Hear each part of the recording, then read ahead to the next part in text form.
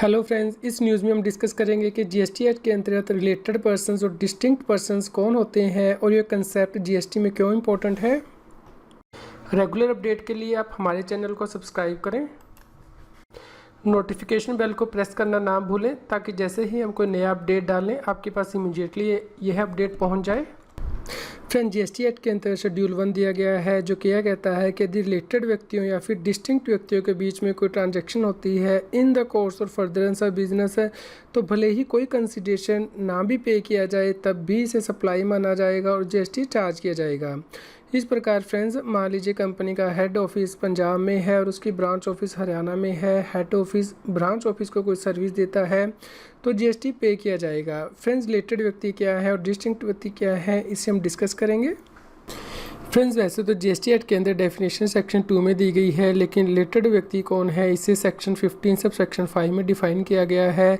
यानी कि नीचे दिए गए व्यक्ति को रिलेटेड व्यक्ति माना जाएगा जीएसटी एक्ट के अंतर्गत, यानी कि यदि वे ऑफिसर हैं, डायरेक्टर हैं एक दूसरे के बिजनेस के, या फिर वे लीगली रिकॉग्नाइज पार्टनर है बिजनेस में, या फिर एम्प्लॉयर और एम्प्लॉई हैं, या फिर कोई भी व्यक्ति जो कि डायरेक्टली या इनडायरेक्टली ओन करता है या कंट्रोल करता है या होल्ड करता है 25% या फिर उससे ज़्यादा का आउटस्टैंडिंग वोटिंग स्टॉक या फिर शेयर, या फिर वह डायरेक्टली या इनडायरेक्टली कंट्रोल करते हैं एक दूसरे को, या फिर डायरेक्टली या इनडायरेक्टली किसी तीसरे व्यक्ति के द्वारा कंट्रोल किए जाते हैं, या फिर डायरेक्टली और इनडायरेक्टली किसी तीसरे व्यक्ति को कंट्रोल करते हैं, या फिर वह सेम फैमिली के मेंबर्स हैं।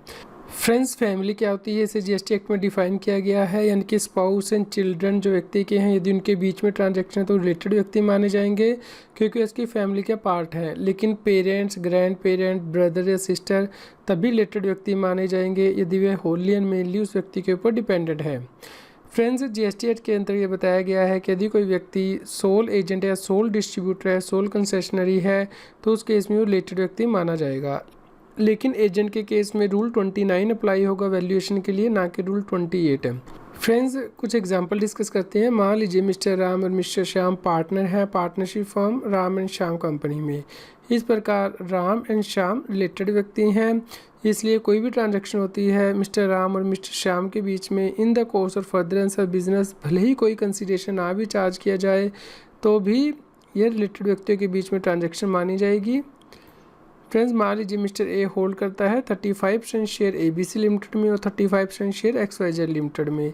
इस प्रकार एबीसी लिमिटेड और एक्सवाईजेड लिमिटेड दोनों ही रिलेटेड व्यक्ति माने जाएंगे। फ्रेंड्स, मान लीजिए ए लिमिटेड का डिसाइडिंग रोल है corporate policy and operation management and quality control of B limited. इस केस में ए लिमिटेड बी लिमिटेड को कंट्रोल कर रही है, इसलिए ए लिमिटेड और बी लिमिटेड रिलेटेड व्यक्ति हैं। फ्रेंड्स, मान लीजिए एबीसी लिमिटेड कंट्रोल करती है board of directors of Ram limited and Rahim limited.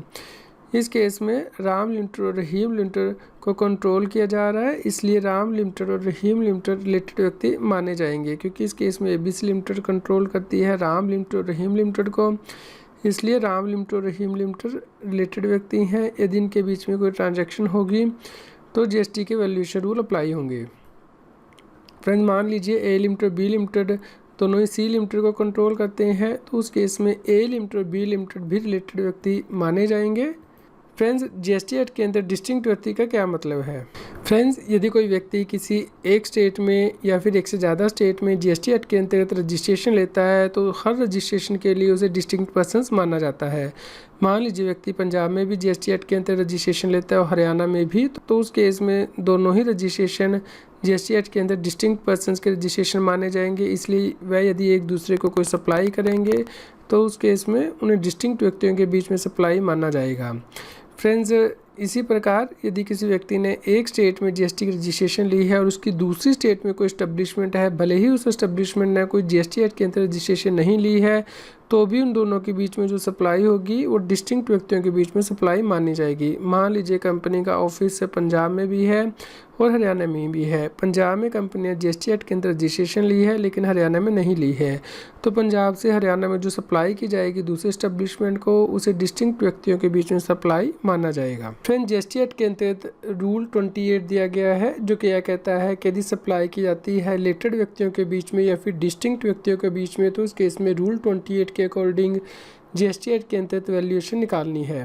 Friends, हमने डिस्कस किया था कि यदि टैक्सेबल सप्लाई रिलेटेड व्यक्तियों के बीच में है या फिर डिस्टिंक्ट पर्सनस के बीच में है तो उस केस में रूल 28 अप्लाई होना है, लेकिन यदि सप्लाई प्रिंसिपल और एजेंट के बीच में है तो उस केस में रूल 29 अप्लाई होना है। फ्रेंड्स, डिस्कस करते हैं कि रिलेटेड व्यक्ति कौन है और डिस्टिंक्ट व्यक्ति कौन है जीएसटी एक्ट के अंतर्गत। फ्रेंड्स, एग्जाम्पल डिस्कस करते हैं। मान लीजिए mister A ink pens purchase करता है 4,50,000 फ्रॉम मिस्टर बी जो कि होलसेलर है। मिस्टर बी के यहाँ मिस्टर ए की वाइफ जो है एज एन एम्प्लॉय काम करती है।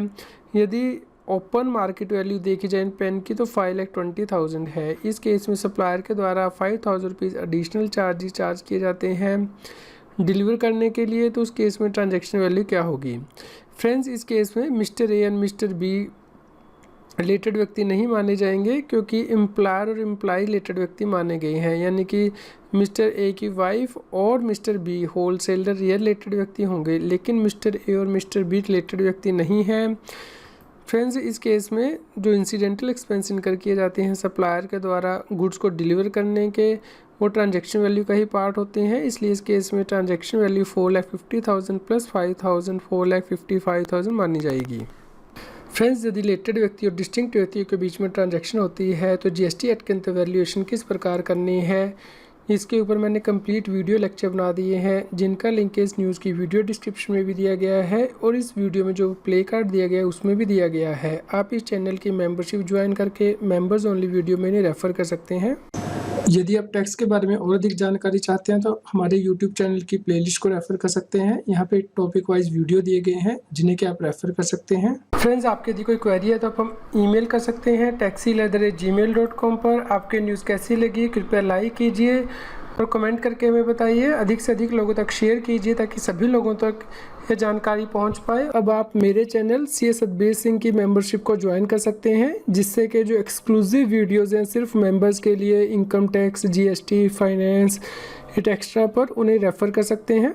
फ्रेंड, जिन लोगों ने CS सतबीर सिंह चैनल की मेंबरशिप ली है उनके लिए मेंबर्स ओनली वीडियो का लिंक इस न्यूज़ की वीडियो डिस्क्रिप्शन में भी दिया गया है और सेपरेट से प्लेलिस्ट भी दी गई है। आप वहां जाके ये वीडियो देख सकते हैं।